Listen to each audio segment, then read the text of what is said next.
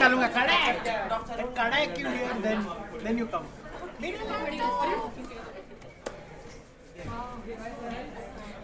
First time मैं change my template, नहीं तो मेरा स्टैंडर्ड रहता है व्हाइट एंड मरून.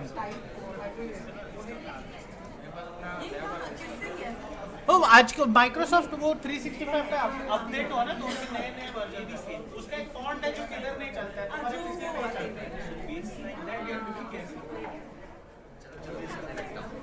चलो settle down. This slide should be off. I don't know. Go side. तू थम.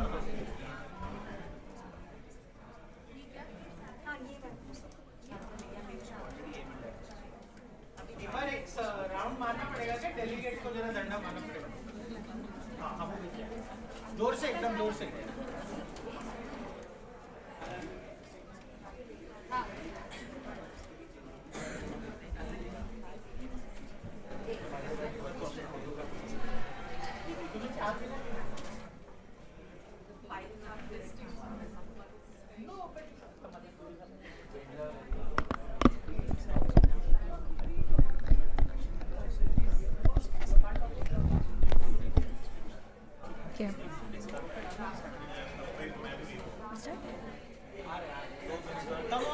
Come in, please.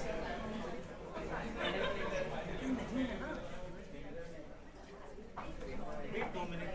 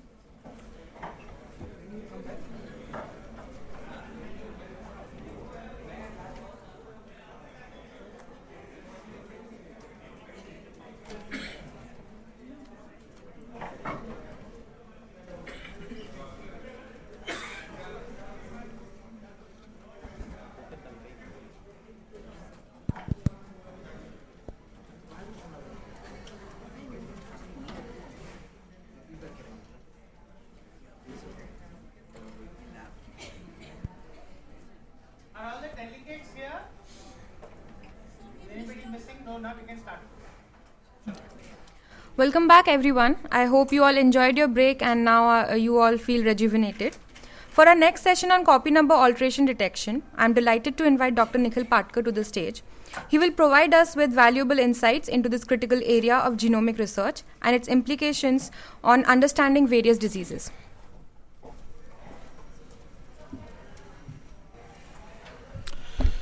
Okay, so good morning to all of you again. The talk I am giving on is detection of copy number alterations.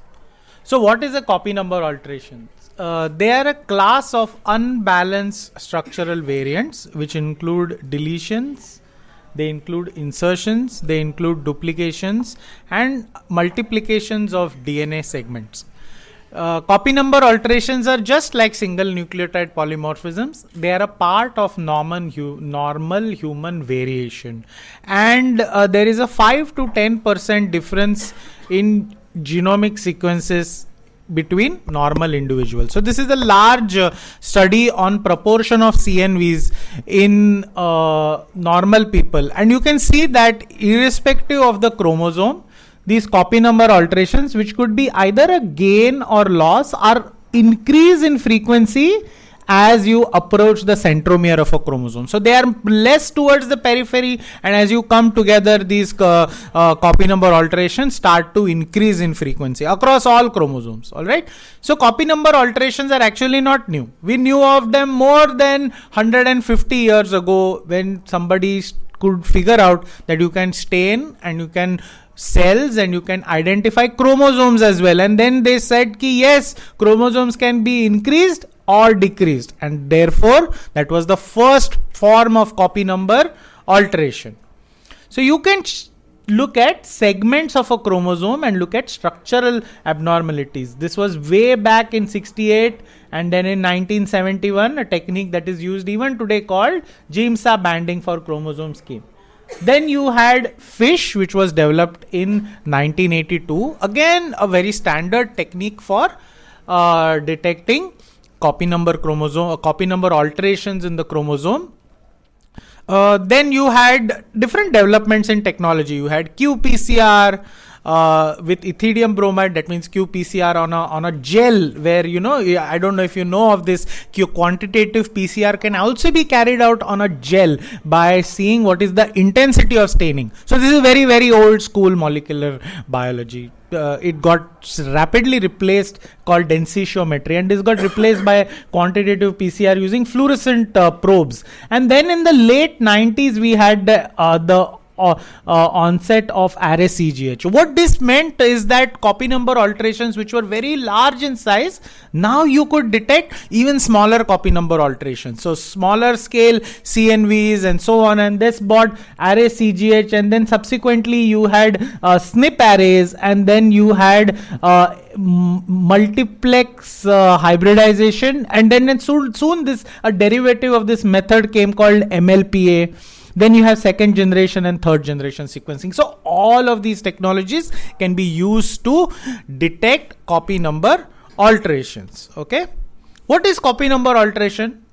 So at what size does copy number alteration stop being copy number alteration? So there is a magic number of 50 bases. If something is a 40 base pair deletion or insertion, it is an indel, and more than 50, it becomes a copy number alteration. So lots of literature on this in the world. You will see, if you see review articles, yes, if it is more than 50, it is a copy number alteration. Again, no biological basis for this. It is kind of arbitrary. They can be diagnosed by light microscopy. As I said, gross numerical or morphological abnormalities diagnosed by G banding. Up to 5 MB size you can diagnose. They can be diagnosed by molecular techniques, conventional molecular techniques such as PCR, especially gap PCR, southern blot. So this is an example of a copy number alteration in disease. We all know of this, right? All of us know about beta thalassemia and how the terminal region of the beta globin gene can get deleted. 619 base pairs of it, which is known as the 619 base pair deletion. This is a deletion kind of a copy number alteration, and it is done by gap PCR. You have forward and reverse primers which flank the region. So in normal people, you will get a big band. In a homozygous person, this entire region is getting deleted. You will get a small band, and in a heterozygous person, you will get a heterozygous band like this. All right. So this is how copy number alterations can be diagnosed by PCR. The same technique can be applied to IKZF and so on. Basically, have primers which flank the site of the copy number alteration. If they amplify, they will produce a single band, which in normal person will have a very, very large amplicon size. Then came the knowledge that you can detect copy number alterations using multiplex ligation dependent probe amplification called as MLPA. So how does MLPA work? MLPA is a proprietary technique, proprietary to a company called as MRC Holland. And MRC Holland, what they did is basically, these are nothing but probes which bind to complementary regions of the genome. They can be interspersed at regular intervals, 100 bases apart, 200 bases apart, 10 bases apart, however you design them. So these are probes that bind to it, and they contain universal primer sites. But then how you know what has amplified? You increase the size of the amplicon. So if you add a stuffer sequence is just random DNA between the primer binding site, and every time you increase its length by 2 bases, and if you have a resolution system which is very, very sensitive enough, like Sanger sequencer, you can then truly identify if a deletion is there or not. So here you go, amplifying with a fluorescent primer and doing a PCR like this, and you will get fluorescently labeled amplicons of different sizes. All right. And if you run them on a very, very sensitive format, such as which can separate even half a base pair resolution apart, like a Sanger sequencer, you will then get a readout of all these areas. Okay. So always in copy number alteration, what is most important? normal control. So just like that, even for MLPA, you need to have a normal control, and everything is then compared with your set of normals and the kind of variations normals can produce.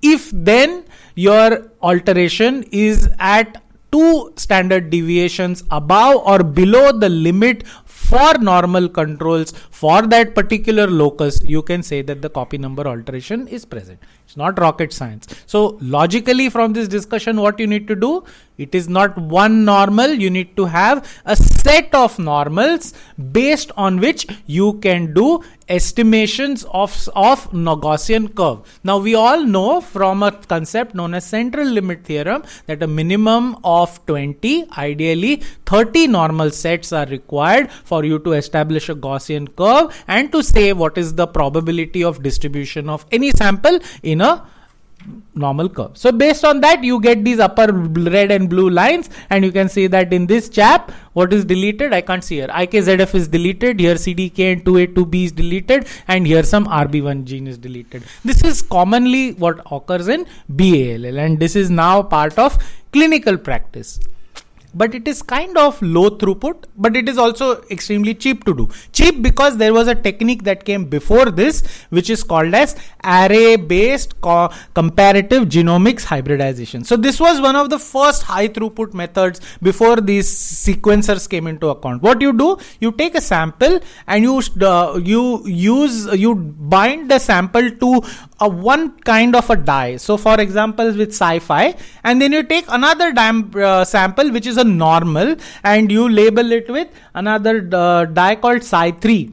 Now you take these, you hybridize this onto a slide. The slide contains oligos which are long, 60 base pair long oligos which bind to specific SNPs, and then you start taking a series of photographs like this. Okay, you scan the slide, take a series of photographs, and then you come across this, you get analysis software wherein you can tell deletion or not. But we just don't want to understand software. We want to understand what was actually going on behind the scenes. So we'll take a look at that.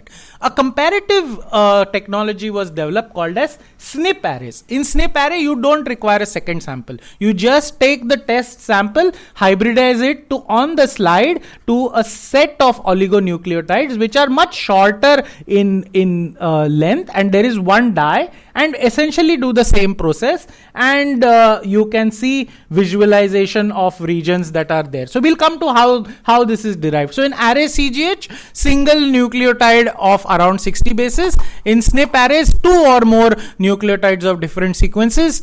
2 labeled DNAs are required. Here only 1 is required. Resolution can be down to size, which can be exon by exon, and in SNP arrays, resolution varies. How much you want to pay? Low. You have heard of low density arrays? Sure, if you are doing prenatal testing, you just want to know whether mother has, the fetus has trisomy 21 or not. Do you need to read every base in chromosome 21? No. So that's a low density array. But the downside is it can only tell you whether there is a gross gain or loss of a chromosome. It cannot tell you whether something more smaller is there or not. It cannot tell you 619 base pair deletion is there or not. All right.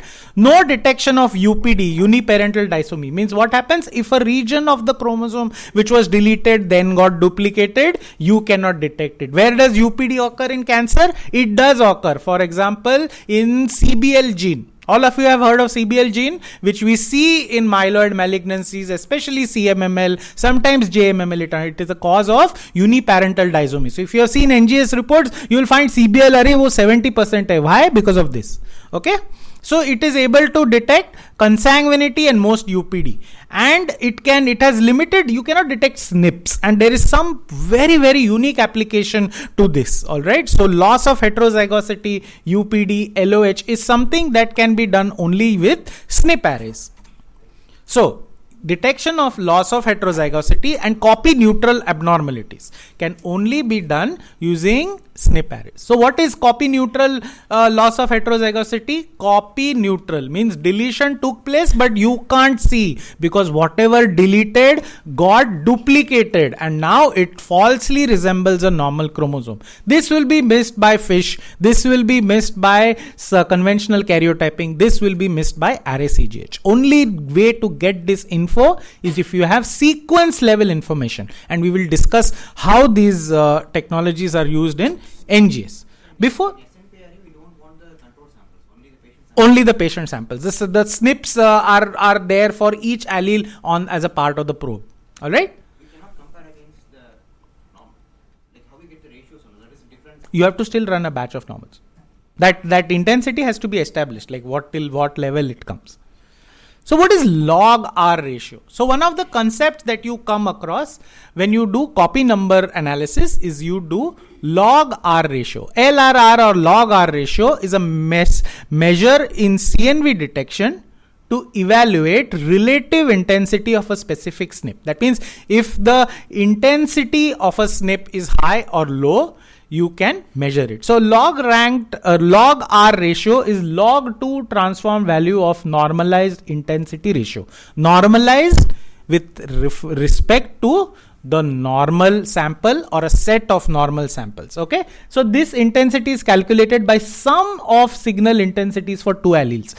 What does that mean? An allele, that means a base at one site, can only be an A, T, G or C.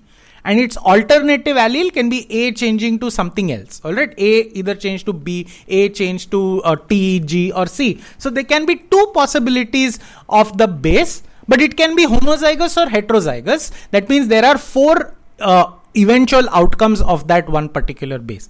Alright, so relative intensity of A plus the relative intensity of B and the relative intensity of an expected value wherein you derive this from a set of normals, and that is and you do the log 2 transformation of that, and that gives you the log ranked ratio. So log ranked ratio can be used to predict copy number alterations. For example, a log ranked ratio all across the chromosome, you see this log ranked ratio can tell, log 2 ratio will tell you deletion in this, deletion in 7q, deletion 11q, something gaining here, something gaining here. Log ranked ratio indicates relative abundance of genomic DNA around a SNP and it almost always correlates with copy number status. Log ranked ratio 0 means that the observed intensity matches the expected intensity and suggests a normal diploid state. Okay, two copies of the SNP are present. Positive LRR means that there is an extra signal intensity and this indicates a copy number gain, such as a deletion, such as a duplication or amplification. And if it's negative as compared to 0, it means that there is a decrease in intensity for that SNP at that base, which will tell you that there is a possible deletion. The next concept that you need to understand is that just with, and all of these are not new concepts, they are there since 1996, since the time SNP arrays came into account, is what is known as B allelic fraction. Okay, so both the B allelic fraction is actually very specific to SNP arrays. The log ranked ratio actually is for array CGH as well as SNP arrays. So B allelic fraction means, let us say you look at a region of a normal genome and there are two possibilities here. You have an A and all of them are A's. And then the other set of chromosomes, something is an A and something is a B, and there are other possibilities, something is a B and something is a A, and then B and a B. Now let us say in a tumor, this particular fellow got duplicated, or this particular fellow got duplicated. So now when you compare this with normal and you see here that you want to calculate B allelic fraction, that means what is the ratio of allele B or the counts of allele B as compared to allele A. So it is given by a formula n upon m plus n. What is the altered allele as compared to that of a sum of reference alleles? So you can see that there are four possibilities. Ek to 0 hai, yeah, it can be 0.5 or 0.5 in the other way, or it can be 1. So this is how B allelic fraction for a one particular base is looked at. Alright, so comparing tumor and normal genome, B allelic fraction at a heterozygous locus may shift away from 0.5 in the tumor genome. it shifts away from 0.5 indicates that there is a CNV event. False negative calls, if it is solely based on B allelic fraction, does not mean. So we see this, that B allelic fraction is normal, but there actually is a gross deletion, because that also can occur. So B allelic fraction at mean value does not indicate lack of CNVs. In scenario of homozygous amplification, M can equal N, so that B allelic possibilities are the same as diploid number, and therefore you require a combination of both of these things. Both B allelic fraction as well as log ranked ratio will give you a very good estimate of what is the copy number status that is there, and we will show you both these examples as to why that is there. So now, how do you go about doing this? All right, so you can have capture based library prep. So all of you saw capture, at least I think 50% of you are thorough with capture based library prep, right? So in capture based library prep, you take the region of genome, you fragment it, you do the whole genome sequencing library. In that whole genome library, you add bioclinated probes of which capture your region of interest, again amplify, and you get a target enriched library. All right, so you do something, or you can do PCR for your set of genes. You just amplify what you want and you get PCR based genes. So either ways to prepare a library, what you do is then you do a depth of coverage based CNV detection. That means that you take a set of normals, as compared to this set of normals, you compare your sample, and if the coverage is high, you can say that there is an amplification. If the coverage suddenly drops as compared to the reference here, you say that there is a deletion. And capture based CNV, capture based NGS is also very reliable in diagnosing CNV. We'll see why. And here you can see that in tumor, as I said, B allelic fraction can be altered. So altered depth of coverage is the fundamental basis of detecting copy number variation. So there are two things that come into picture here. One is read depth, that is the number of reads covering a specific locus in the alignment of the BAM file. The read count, that means number of reads that fall into a region in the reference genome. So if you can see here, this is how one, I think, is allele 1 and allele 2 equal mixture is there. Then this way, in a deletion the coverage went down, and in an amplification one allele got misbalanced and got more coverage. So this is basically how depth of coverage is used to calculate. This NGS based CNV is based on the capturing. If that area is not captured, then everything will go haywire. Absolutely. So that CNV you cannot call. So the first thing is that your capture has to be proper. So yes. So we'll talk of that at the end. Please remember your question. I will answer it at the end. So you can see here, in a normal person, this is how it will look. If that allele gets deleted, that coverage in that region will drop. Or in a normal, if it is like this, in an amplification or duplication, that coverage is increased. Alright. So this is depth of coverage based approaches. So now what happens when you want to take a call of CNV from NGS data? You sequence the data. You get a BAM file from which you calculate the read depth, read count, and the B allelic fraction. So how do you generate B allelic fraction? Here, unlike yesterday, when some of you may have done bioinformatics, you see that during your annotation step, you filter out the germline polymorphisms, right? You take all those 1,000 genomes, all those databases, 6,500 exomes, population frequency max, and you all remove those, because for variant detection, those are not required. But for CNV and B allelic fraction, exact opposite concept. You are only interested in those. You want to make sure that those SNPs are looked at. So in an unfiltered VCF file, you pull out these normal bases that are there, and then you line them up. Okay, those B alleles that are there. And both of these now undergo comparison with match normal, whether mappability correction. That means, is the region that you are looking for tenable to mapping?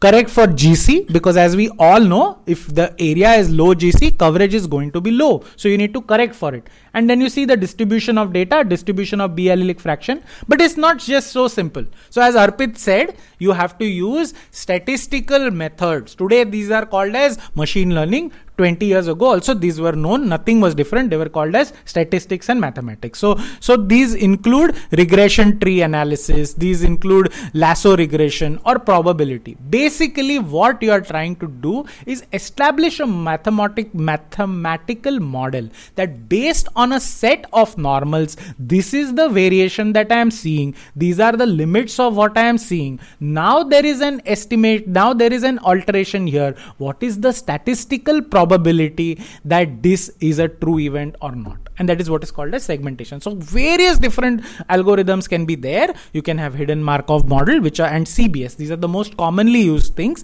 But you can also have regression tree, which is basically decision tree based for numerical data.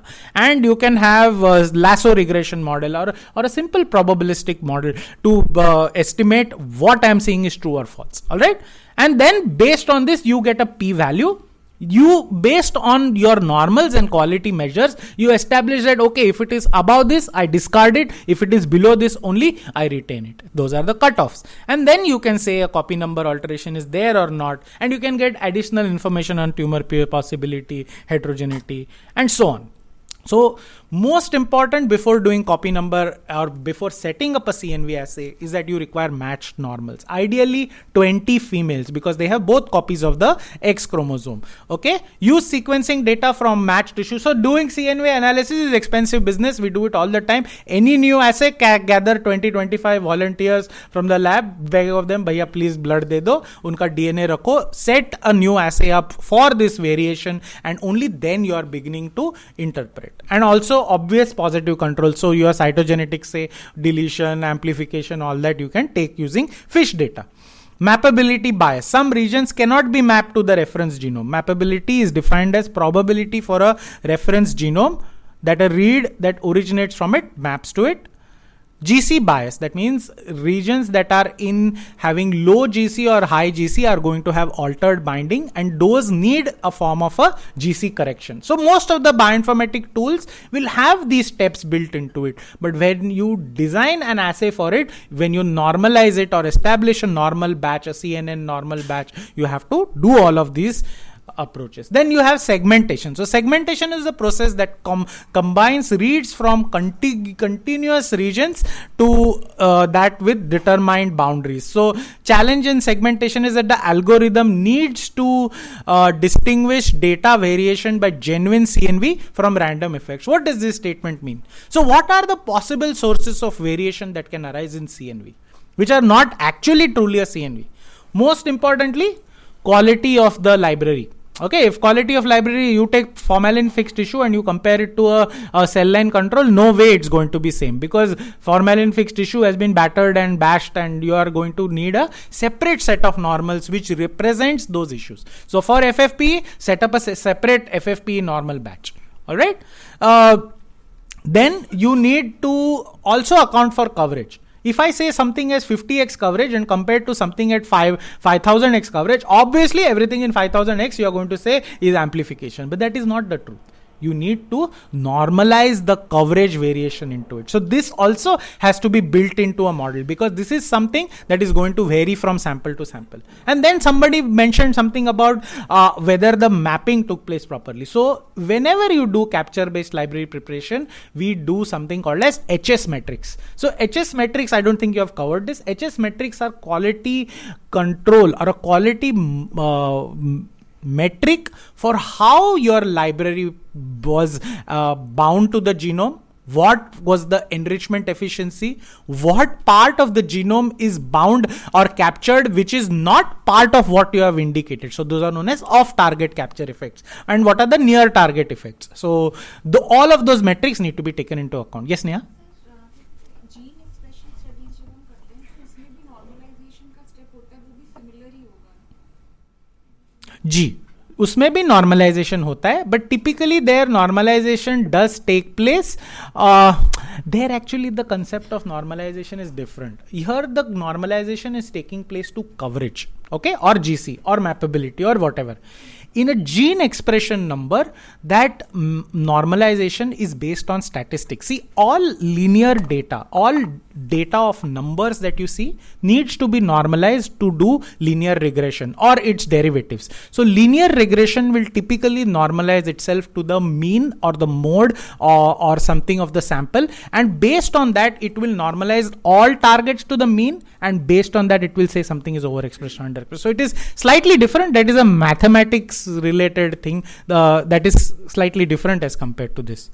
Okay, so based on this, so this is what we use. This is CNV kit and the algorithm that it uses as a part of its segmentation. But you can see that this segmentation business is very important for coverage as well as your reference normals. And as was discussed, the most commonly used segmentation approaches are circularly binary segmentation on the hidden Markov model. These are all built into the algorithm. You don't need to break your head about it. If someone wants to, please Google and read. Hidden Markov model basically is a statistical metric to find out what it tries to predict the result as compared to that of the normal data. It tries to see whether this is going to fit into it or no. It can be intensity of a base as he suggested, or it can be the expected coverage for a copy number alteration based on what you find.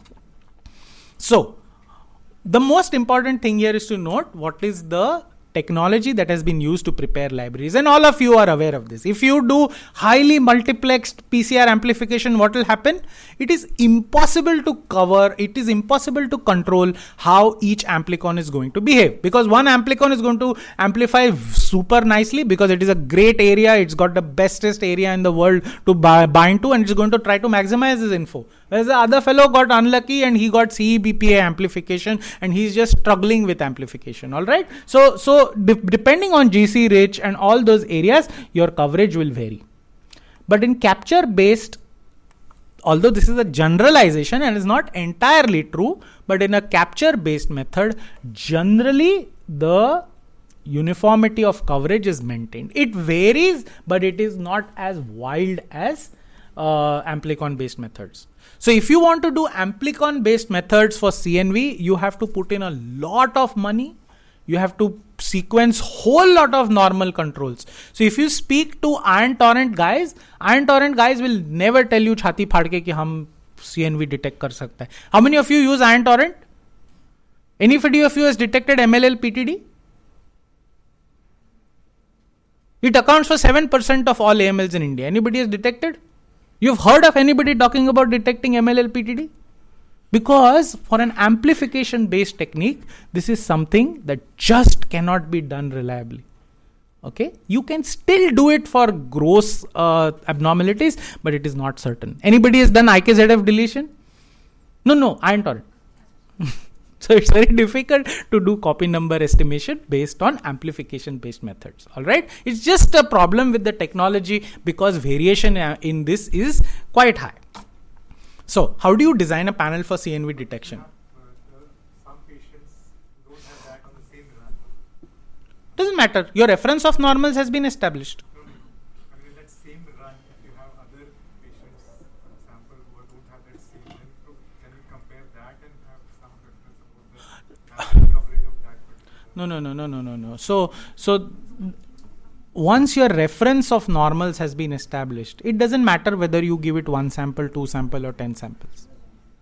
It can be an entire run or it can be 1% of a run. It is irrelevant. But your reference of normals has to be established initially. The comparison is always with that reference of normals, not intra-batch. So you can pool data from all together and pick it one, or you can do one, it doesn't matter. No, it is always you have to have a pool of normal data to say that this is a normal variation of copy number alteration. Whether they were on different runs or... It doesn't matter because run to run variation will be taken care of when you do correction for coverage. So something may be 600x, something may be 800x, it doesn't matter, that can get covered. Of course, if it's 100x and for 1000x you are comparing, it is going to look miserable. But such variation does get taken care of. Okay, as long as your panel doesn't change. You can't do a 50 gene panel and a 500 gene panel comparison that everything is going to show deletion. That is not covered in the 50 gene panel that way. So can you do hotspot panels? What is a hotspot panel? So hotspot panel is IDH exon 4. That's not, so if you have, like I'm doing IDH exon 4 here I'm doing KIT D186V, there I'm doing JAK2B617F, and now I want to say gross deletion of chromosome. It's not going to work. Hotspot panels are not well suited for detection of CNV abnormalities because you are looking at a very small fraction of the genome or even for that gene, and the likelihood of you finding a change is not that great. But if you tile the entire gene, for example, when we do MLL PTD, it is 50 to 34 exons, I think she knows best, 34 exons or something. It's a huge gene, but you have to get all of it. Although MLL fusions occur somewhere else, partial tandem duplication occurs somewhere else, you need to tile the whole gene for you to get a reliable CNV. Then you can also do chromosome level CNV detection. So how did we go about establishing this? So one of the fallouts or one of the advantages of doing this SNP array business is that their array information was widely known.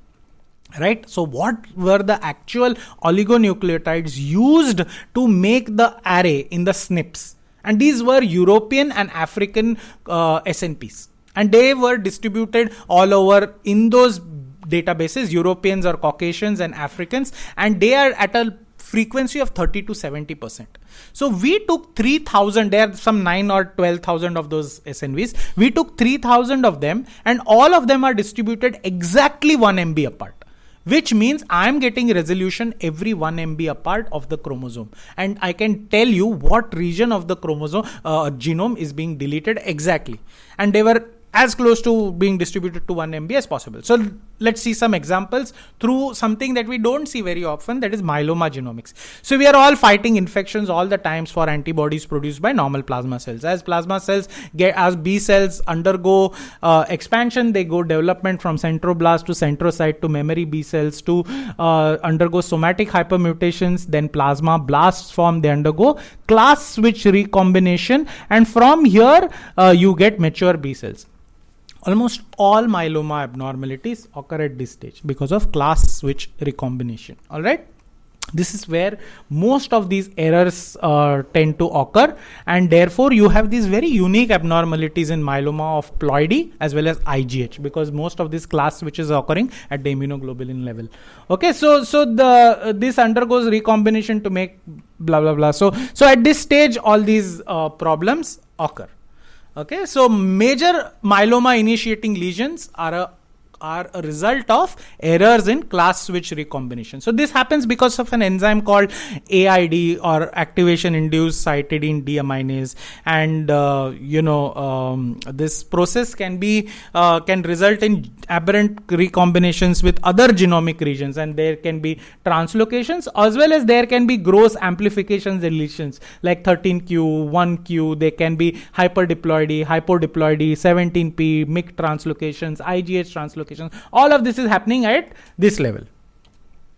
So what do you get in myeloma? You get copy number alterations, you get chromosomal alterations, and they are very unique. If you do RNA sequencing for myeloma, you are never going to find anything, because these are all enhancer hijacking lesions which involve the IGH locus.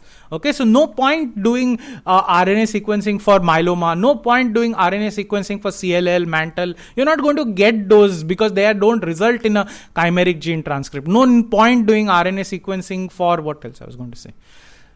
All these IGH, IL-5 IGH, what you see in, IL-3 IGH, what you see in BALL with eosinophilia. No point doing that. You can also get somatic gene mutations, such as KRAS, NRAS, TP53, and whole lot of others, out of which only TP53 is important, and you can get clonal VDJ gene rearrangements if you want to do MRD detection.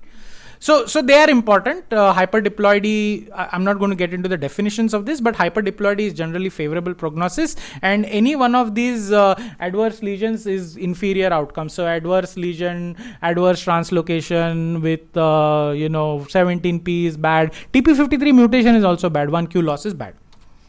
Okay, so they occur at varying frequencies. Deletion 13q is most common, deletion 1q is most common, gain 1q, 14q, 17p, deletion 17p, all of these. And there is a very nice review article last year from Dr. Raj Kumar in American Journal of Hematology. You can see it, how it is used to risk stratify multiple myeloma.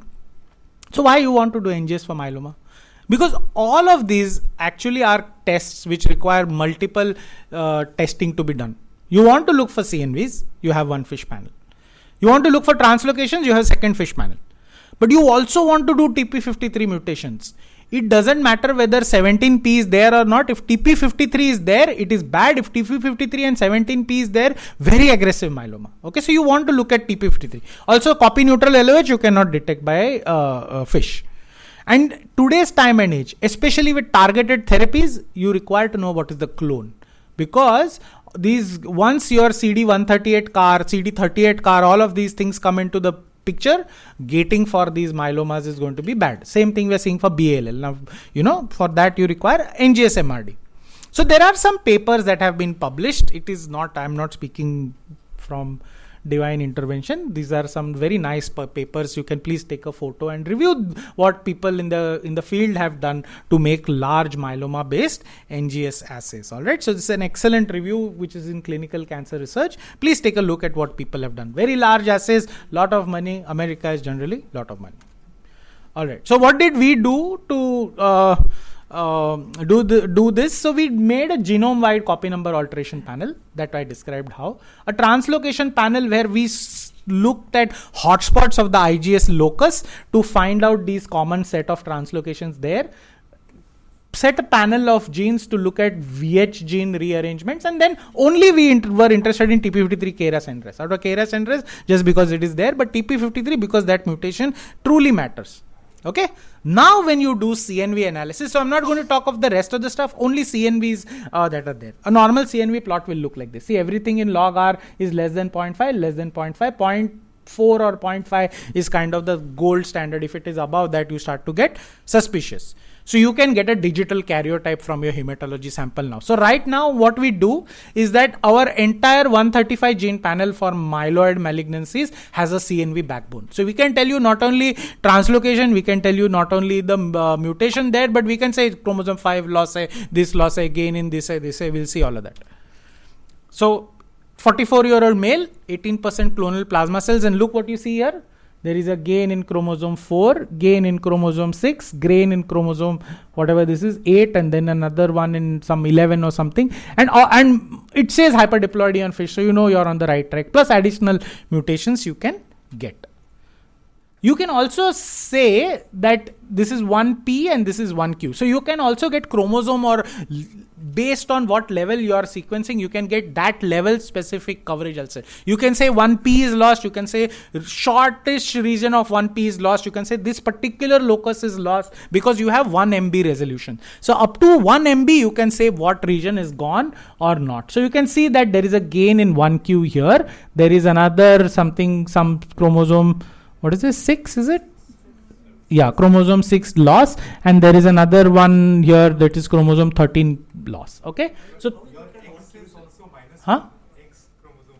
That is because your controls your females. it must have been. It must have been for that only. So here this case must have been like that. So it's a male here to have a 1X chromosome. So it is showing loss. So all controls were female. So it is showing 1X is gone. That is okay. That is okay. Generally X chromosome linked. Uska itna I don't think I think about it so much or worry about it so much. But you can see here that 1Q amplification, 13Q deletion is CNO. Because when we look at it at a higher resolution, on each of the locus of the chromosome, I know exactly what probe is there or not. So I can tell that at 1P22.1.3.2. Whatever, all these are different probes which are tiled at that segment of the chromosome, and I can say they are retained. Whereas from here, this alteration is there. Okay, so that's how I know 1P or not. Wouldn't it be a problem if there is an X-linked gene and you are looking at a male and your controls are females? So will not that be a problem? So it will still show that an X is deleted, okay? But unless it is 00 for X, it is not a problem. Because in an X-linked gene, it will still tell you what the problem is when you look at it. So it will show X is entirely gone, okay? Or half gone. It will show there is heterozygosity for chromosome X. But in that also, if a gene is gone, it drops further. So you can say that a gene specific region is deleted or not with confidence. We see this, I'll tell you, for BCOR, BCOR XL, PHF6, all of these are X-linked chromosomes in myeloid malignancy. Fellows can correct me, right? You see that it is deleted, but all over the board it will be heterozygous for chromosome X. But suddenly in that heterozygosity, you will see BCOR is again further deleted. So you don't have to interpret it like homozygous for BCOR X. No, it means that there is something deleted on that chromosome. That's it. So in germline, that becomes a problem when the gender is different for X-linked genes. I don't know. We've never I faced that. don't know about issue. somatic, but in MLPA, suppose if you're looking at X-linked gene and you have all your controls females, so all your males, even if you're normal, you'll call it a heterozygous deletion if your controls are So female. we take, I think, 20 females, but we also take a representation of males. Where is Dr. Vishram? He's not there. What do we do when we take normals? Do we take only females or we take males also? We take both. Do we take both?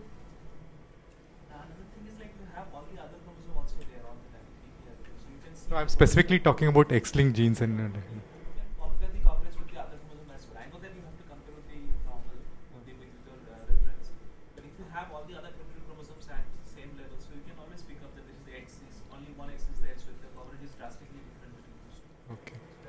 So itna tension nahi ho. So far I have not faced across this problem, because if half the gene is only BCOR is gone, it is not rocket scientist required to say BCOR is deleted. You can figure it out. So now let's take a look at this. Now if you look at a B allelic fraction, you can see here, based on the position of the B allelic fraction, it is 13p and 13q, and you can see here that entire B allelic fraction here is skewed. Okay, when it should be somewhere in between, the B allelic fraction is skewed towards one side. So you know that there is an alteration in chromosome 13 that occurred. Another patient, you can see 1p loss, 1q gain, and then hyperdiploidy for so many things, and then again 13p loss. So 1q amplification is there along with RB1 or this deletion, and then this has an adverse prognosis in yeah, I think you should leave that X. Don't get obsessed with it. Okay? Yeah, I know. But for myeloma, it is not that important. Alright? So another CX has gone down. Now I'm focusing on it. So 1Q amplification is there, and RB1 is there. So this region has also gone down. You can pick that. So you can pick up abnormalities in this manner. So there is chromosome 13 loss. You can see an additional deletion of 1P, gain of 1Q and whatnot. All right, and gain of 20P is deletion 20P is also there. Now let us look at this case. Newly diagnosed AML, this is I think yesterday's case, we were seeing it during reporting. Newly diagnosed AML, clear straight away you can say monosomy 7 is there. And he's got AML-MR related abnormalities, ZRSR1, RUNX1 and a biallelic TET2 loss. So you can see that, these abnormalities are there. So when you look at the B allelic fraction, you can see that mostly B allelic fraction is maintained here, but suddenly based on this B allelic fraction is altered at the 7q level, and you can pinpoint what region of the genome got altered. Another patient, 33-year-old female, she has a RUNX1 mutation, and you can see here that there is a straight deletion in 5q. Again, B allelic fraction here is abnormal. Okay, so this is a very interesting case. So 31-year-old male, anemia, leukocytosis on CBC, blasts like regular old blasts are MPO positive. You can see that there is only a subset that expresses 34, 38 is dim to negative, no 7, no CD7, 117 again dim to negative, dim for CD13, small subset expressing 15, nicely positive for 33, and also variable for HLA-DR, like a regular old AML, no problem, call it an AML. Now, when we look at the fish here, when we look at the NGS, you can see that suddenly there's this yellow dot comparing. So when we do our NGS plots, we not only do this, we also do this. Okay, we get a gene level, we get a genome wide overview, but we also get a gene level overview. And you can see that this is entirely one gene. Okay, this is all KMT2A, exon 2, exon 3, exon 5, exon. All of these are exons of KMT2A. You can see everywhere there is a homozygous or a uniform level of coverage here, but suddenly there is an amplification. So this is known as a partial tandem. So if you look closer at that, you can see that this is at exon 2 to exon exon 7. Exon 7 alteration, and this is known as an partial tandem duplication of the MLL gene. Okay, so the partial tandem duplication of MLL gene is actually quite common. It's been described for many years. 5 to 6% of AML, even 6-7%, predominantly in normal karyotype AML. Almost a quarter or 1/3 of them will have trisomy 11, and there is an in-frame repetition in a 5' to 3' manner. So what happens is that you have exon 3 here, exon 9 here, which will be followed by exon 3. Exon 9 here again followed by exon 3, because that region got duplicated. So one way to verify this, we did RNA sequencing. On RNA sequencing, it will show exon 9-3 fusion. That's not possible. It is actually a translocation. It is actually a partial tandem duplication or a large insertion or deletion event that has occurred there, which shows a gene fusion. So this patient of MLL, another case of MLL, multiple gains in chromosome 4, loss in 5, 7, 12, 16, and also what is this, gain in some chromosome 18 and then some 20. Okay, note that 17 is normal. So this patient has got multiple gains and losses going on, and it was given, this is what was given on cytogenetics. But when you see the TP53 VAF, you can say TP53 VAF is 84. Okay. And other mutations are there, no problem, but the TP53 VAF is high. But when you look at B allelic shit. So when we look at the B allelic fraction, you can see here that the B allelic fraction is completely skewed, but there is no deletion or alteration taking place. Okay. This is an example of copy neutral loss of heterozygosity on chromosome 17. Copy neutral loss of heterozygosity in absence of a germline TP53 variant will always be accompanied with high VAF. Okay, a presumptive way of calling CNLOH is TP53 is more than 50% and it's not germline. So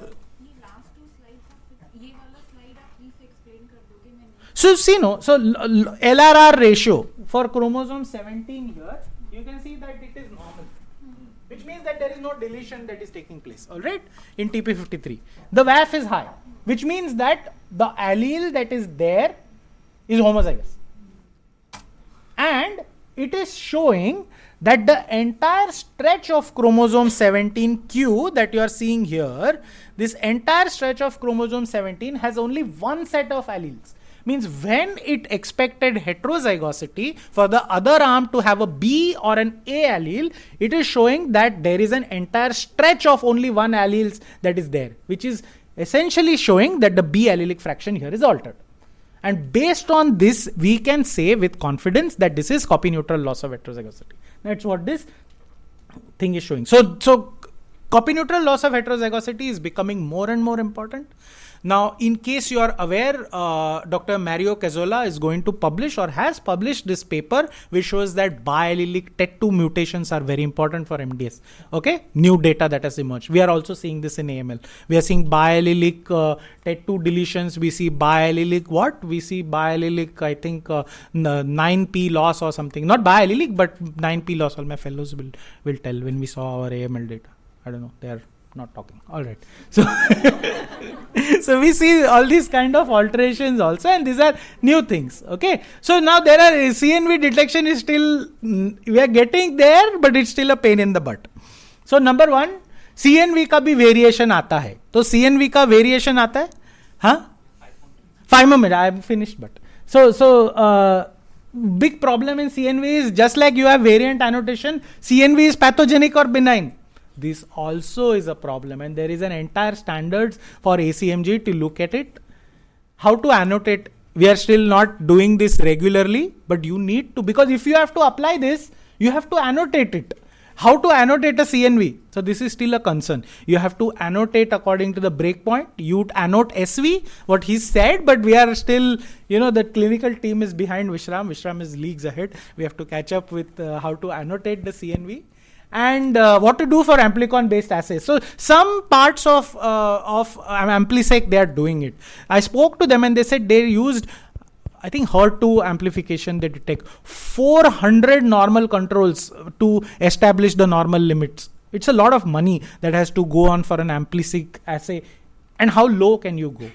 So an open thing here is like if you have an MDS and the blasts are low, can you detect CNVs if the RAS, if there is let's say U2AF1 at 6%? Chances are no. CNVs have a limit of detection of 20%.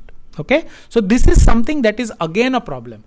However, B allelic fraction, if you use properly, you can go as low as 0.5%. But that's only based on B allelic fraction. It is still you're going to miss some amount of CNVs for the reason described previously. So with that, thank you.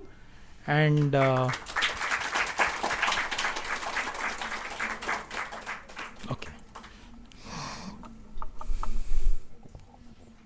So I have finished. Some time you can ask questions, I guess. What about it? Yes, sir. I have a question, sir. Yes. Before doing NGS, like you said, 5q deletion, 7q.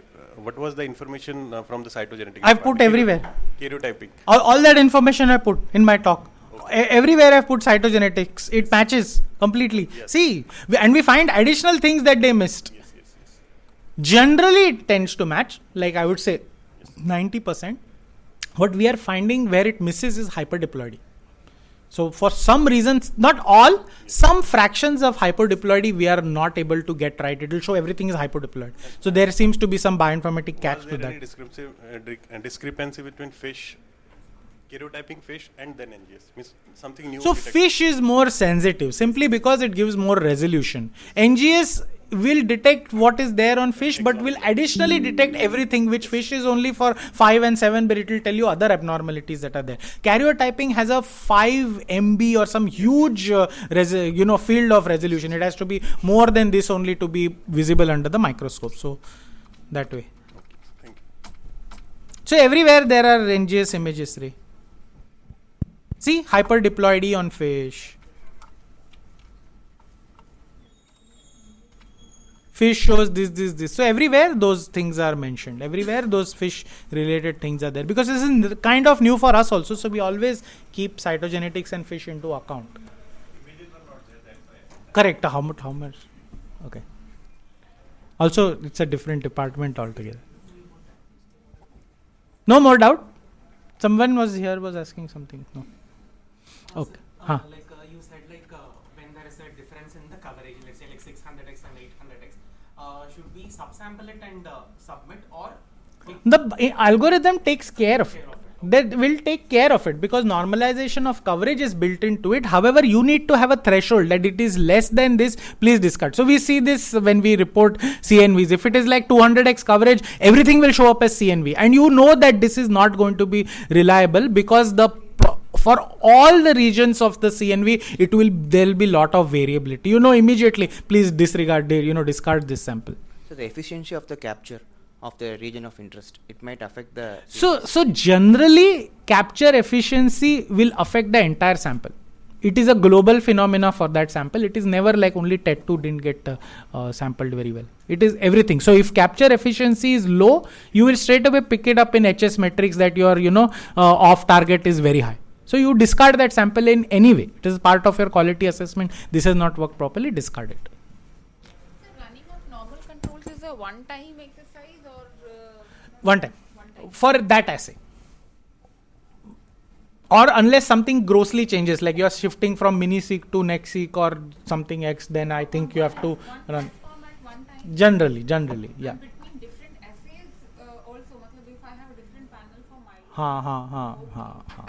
वो change हो गया. Sir, I have a query. Like for the germline thing, the ACMG, this classification is kind of very good, kind of for number of genes, for the segregations and everything. For the somatic thing, we are not being applied to this thing because... Somatic is AMP tires. So for the CNVs also, we need a separate kind of classifications also. We are struggling with it. This is open-ended question for the field. So maybe the challenge is because we don't know the breakpoints and... we don't know whether this is... One is how to annotate. And second is whether this is germline or this is somatic.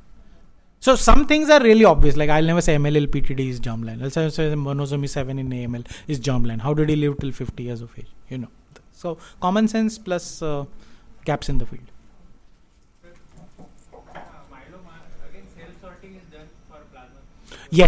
Yes, that is absolutely right. Thank you for this thing. You can do cell sorting or you can do magnetic bead based enrichment. But one of the thing has to be done. ठीक है, thank you very much.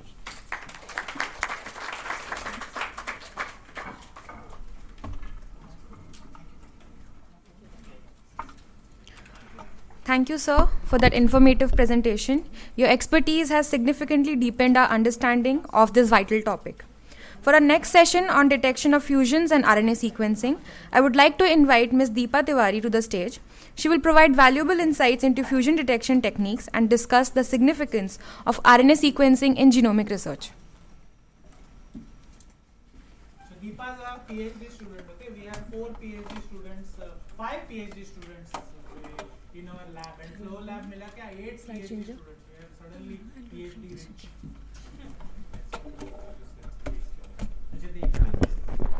Okay, so good afternoon all. Now we'll be talking about detection of fusion in RNA sequencing. The slide is not getting changed.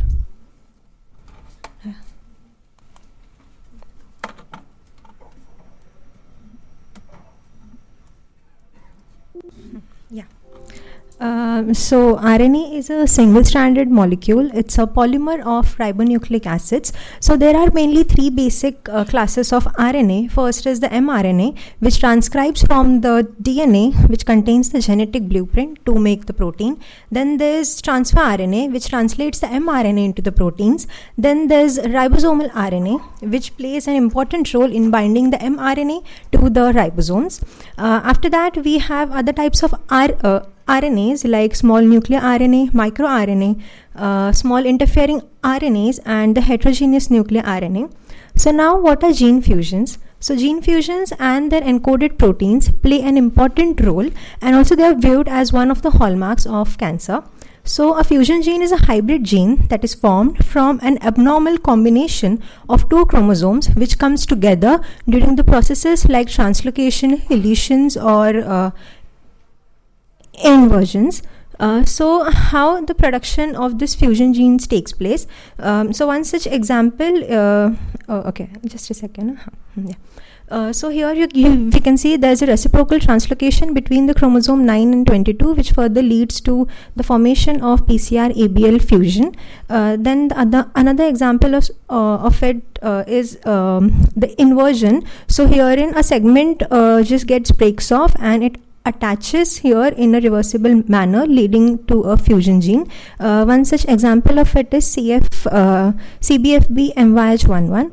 The another one is deletion. So here in some stretch of the chromosome gets lost and resulting into a fusion. One example of it is Tiltol.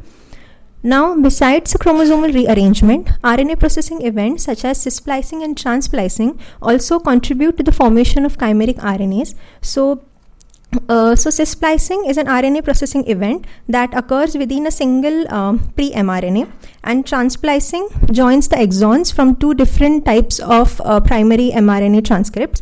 There are further types of trans-splicing. First is the intragenic splicing, which takes place between the two primary copies of the mRNA, but here the transcription takes place at the same loci, as here you can see is 3' SS, and over here also it is 3' SS, SS being the splicing site. Another one is the intergenic transsplicing. So it takes place between the 2 pre-mRNAs which are transcribed from different loci. Another is the mechanism of RNA-mediated DNA rearrangement. So here chimeric RNAs, they act as a template at the DNA double-strand breakage site. So here you can see the chimeric RNA is present at the double-strand breakage. It serves as a template for the repair mechanism, and it is mostly seen in non-homologous end repair joining.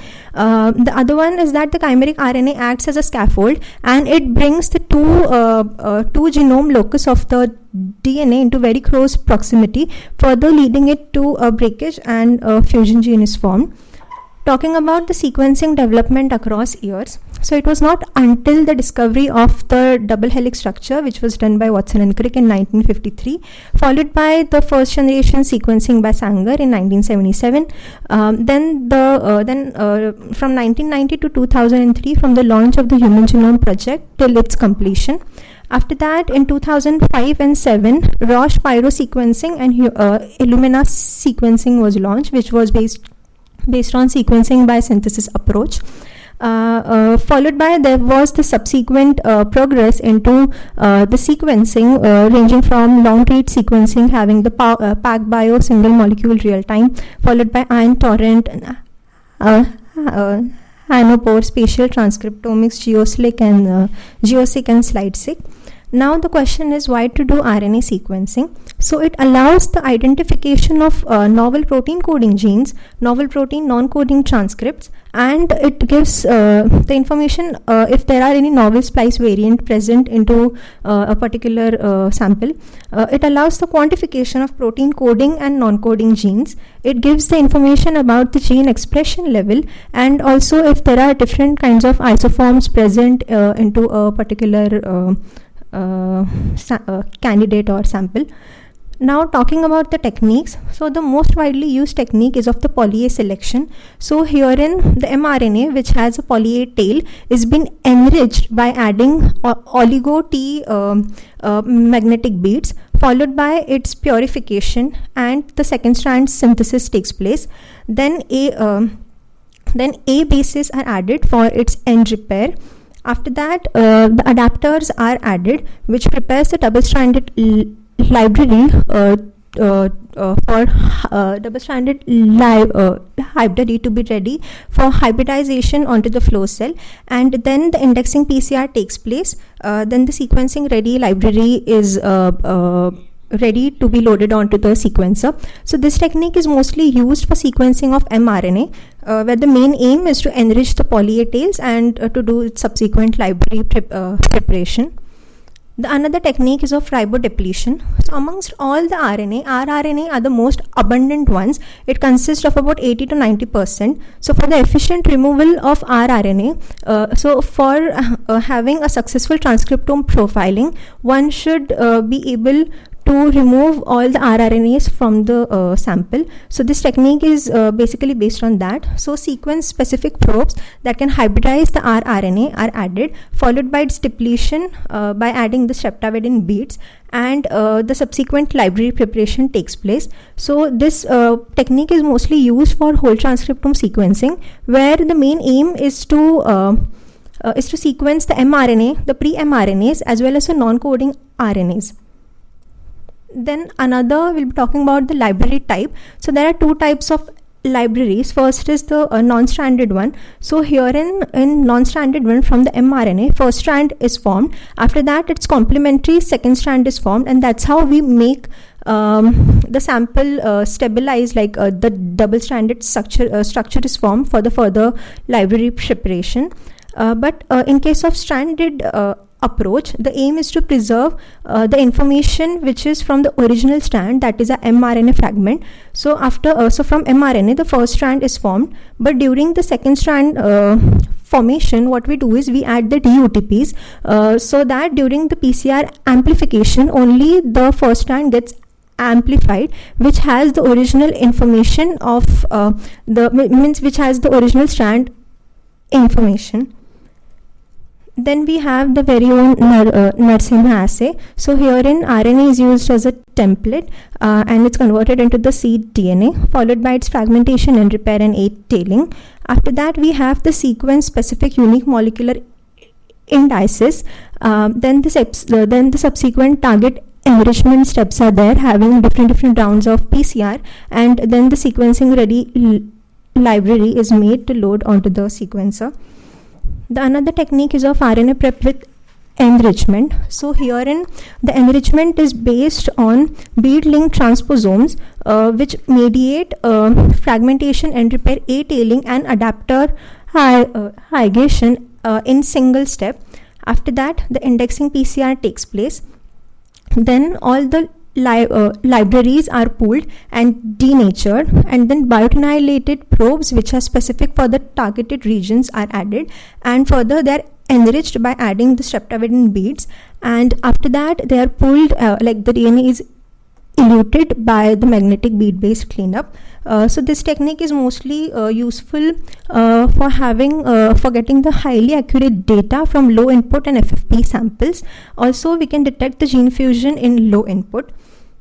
Now talking about the analysis workflow, so after the sequencing is done, we have the input in our FASTQ files, input raw data in FASTQ files, then we do the pre-processing of the raw data, followed by its alignment, which is known also the mapping step. After that, depending on your protocol, you can go for fusion calling, or you can go for the next step is of transcriptome reconstruction, further looking for the expression quantification, and then finally its differential gene expression. Now further moving on to the analysis part, we'll just see few terms. So first is the spanning read. So spanning reads are any reads, so spanning reads are the pair end reads which map opposite sides of the chimeric function. So here in view you can see this one read is mapped here, which is at the 5' end, and the other one is at the 3' end. So here in case this is the spanning read, while split reads are the one which directly map at the which directly overlap at the splice function. And then we have the databases which are used for annotations. So annotations are basically a file which will have all the information about the exon, its genomic coordinates, on which strand it is present, how long it is, and so on. So for annotations, the databases used are Ensemble, Cosmic, NCBI, and UCSC. Now here in the reference genome, what we use is the GRCH38, which is of the recent release. So it basically gives you the general framework, and it on which our sample is going to be mapped. Then talking about the processing of raw data, so tools like FastQC and HTQC are used to assess the quality of the raw read. After that, the next step is of fleet trimming. So there are two types of trimming done. First is the adapter trimming. So tools like Trimmomatic and CutAdapt are used to remove the adapters. Then there's quality trimming, which removes the ends of the reads where low quality bases are present. Then we have read alignment. So there are again two types of read alignment. First is the unspliced aligner. The other one is a splice aware aligner. So if transcriptome is used as a reference, we use the unspliced aligners because there is not going to be any gaps over there. So unspliced aligners can detect if there is a presence of any fusion gene. But if genome is used as a reference, splice aware aligners are used because the reads are going to be aligned at the exon junction, resulting into a split fragment. So herein we have to use splice aware aligners, which can increase the probability to identify the novel fusions which can be generated by alternative splicing. So tools like STAR, TopHat, and MapSplice are used. Then we have STAR. So STAR is splice transcript aligned to a reference. So herein STAR has two major steps. First is the seeding step, then there's a clustering and the scoring step. So in STAR, the central idea of the seed finding phase is that to map for a maximum mappable prefix. So herein you can see, so what STAR does is it breaks the read sequence into genomic windows, and then it calls what are the supporting spanning reads and what are the possible split reads. In this process, it also finds the mismatches, like what is the reference genome, like what sequence is present in the reference genome, and what are the mismatches present. If there are any A tail or any poor quality adapter tail is present, it just trims it off and it gives a file further for fusion calling. So in our lab, what we use is the pipeline is of NF-core RNA fusion, which was discussed by Dr. Vishram in a previous talk. So it has a set of it has a set of 5 fusion callers. So they are Ariba, Squid, Fusion Catcher, Pizzly, and Squid. So talking about the first one is Ariba. So Ariba has a very linear single step alignment process. So it takes the output from star and it has its own positively and negatively selecting filters. So in negative filters, what it has is the reads which are from homopolymers, the reads which generate from tandem repeats which have low supporting counts, which has like short anchorages and all. So it just passes them into the negative field.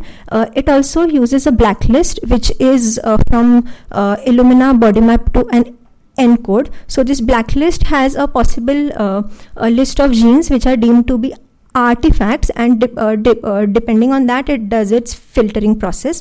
In the positively selecting filter, what it does, it's the candidates which have more supporting reads, it detects it and it further reports it into a TSV file format. Then it is fusion catcher. So it's a software tool for finding novel fusions and known somatic fusions. It uses the data available on the ensemble database. What it does, it's in its very first step. So it uses 4 types of liners, which are bowtie, blat, star and bowtie 2. So in the very first step, what it does, it counts only the spanning reads. So as I mentioned, spanning reads are the one which align opposite to the chimeric junction. So here in this case, R11 and R12 are the spanning reads. Similarly, R21 and R22 are the spanning reads. Then in the next step, blat, star and bowtie 2 comes and it detects the split reads. So here in this case, R52A, R52B are the split reads for this specific for this particular gene A and B.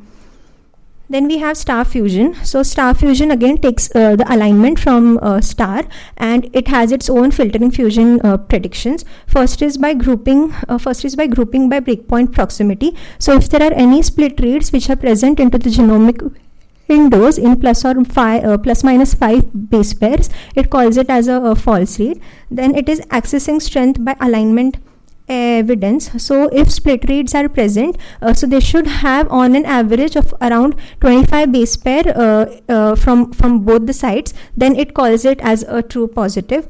Then filtering lowly supported fusion isoforms. So for example, if 4 to 5 isoforms are reported and if 2 of them have low supporting or spanning reads, it calls it as a false fusion and rest 3 are reported ahead.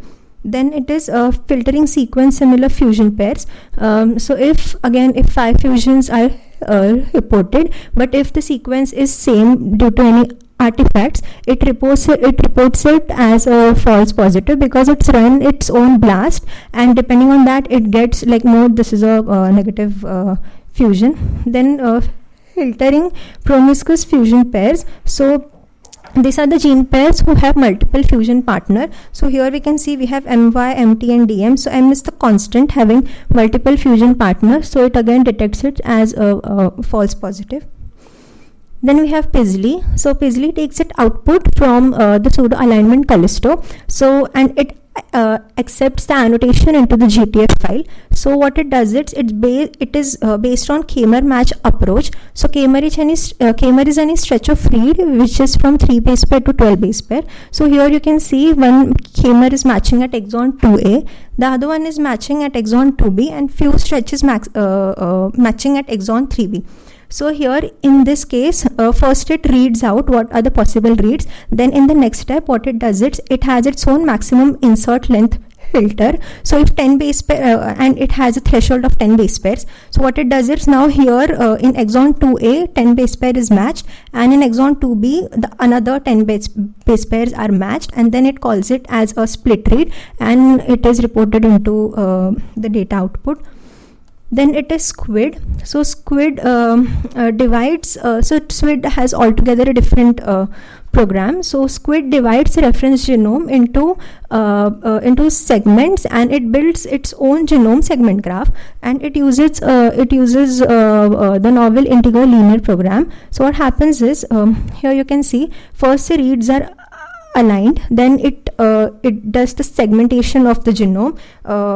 After that, what it does, it does again the alignment of it. So herein The red and the cyan blue ones are the discordant reads. Discordant reads meaning that it does not get directly mapped to the reference genome. After that, the alignment takes place again, and if the read gets aligned, it calls it as a fusion or a split read. Then talking about the difference between variant and fusion calling. So variant calling mostly detects and focuses on SMBs and indels, while fusion calling, it identifies the fusion gene which are joined due to any structural rearrangements. For variant calling, we do a whole genome and targeted sequencing. For fusion calling, we do RNA sequencing and its targeted approach. Also, we do not need any annotation file in case of variant calling, while a GTF file is required for fusion calling. Tools like Mutic to Vardict and Varscan are used for variant calling, while Star, Fusion Catcher, Squid, and Pizzly are the most widely used for fusion calling.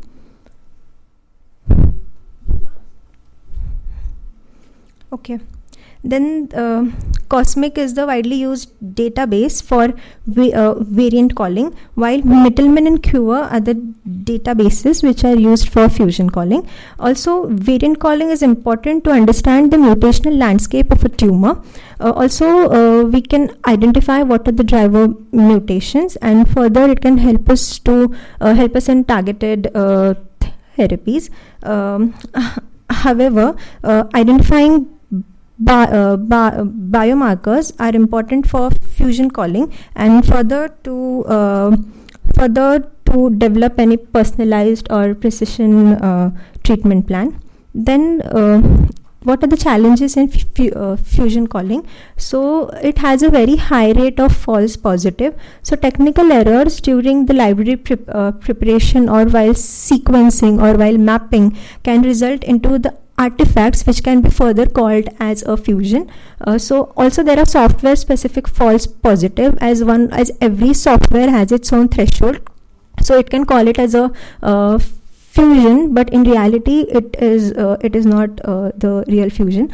How to reduce this is that we can use a blacklist of the gene of the fusion genes, which is mostly provided by Illumina BodyMap 2 ENCODE or Human Protein Atlas. So we can use this kind of tools which can be used to blacklist the fusion genes. Then we can filter by read support group, like having how much split reads or spanning reads you want to count, and depending on that you can call it as a fusion. Then you can use multiple pipelines and callers. Like in our case, what we do is we have 5 callers. So on that basis, if 3 of them calls, we call it as a true fusion.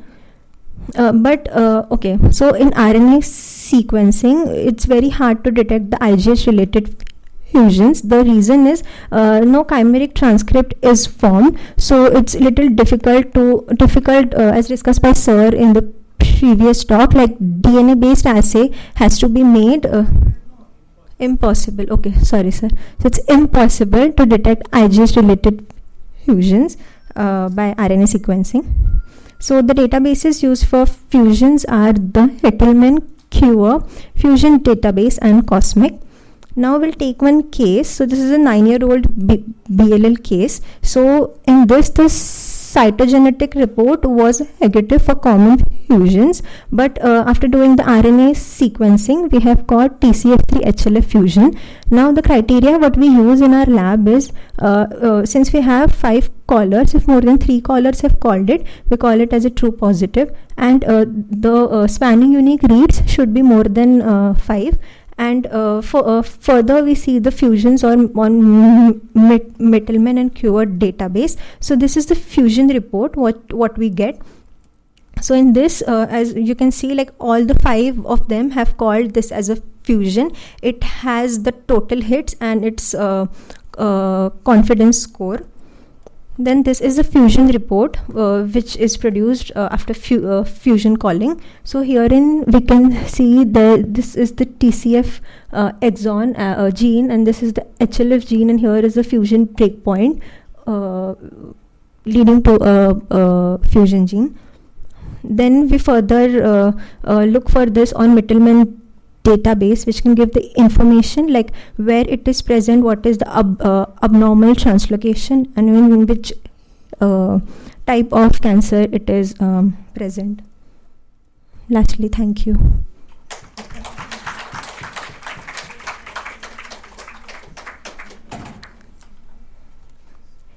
Any questions? Yeah. Not rest of the things, sir. Full stress. Last 2 weeks she's been working on this, so very good. Also, I would like to mention this is my first talk, like ever. Thank you.